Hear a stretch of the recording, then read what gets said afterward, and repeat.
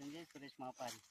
Ghorpade साहेबाचा phone आलता तिथं याच्या आपल्या नारायणगिरी महाराज याच्याजवळ होते रस्त्याजवळ.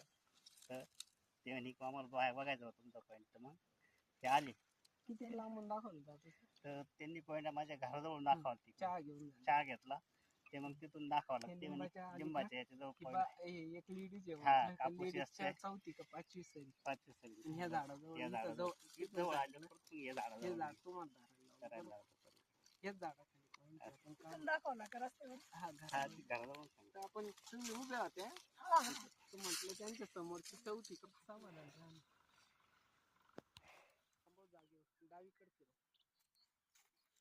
आता यंदा थांबव आणि आता ते झालं का आता मी स्वतः म्हणू का आता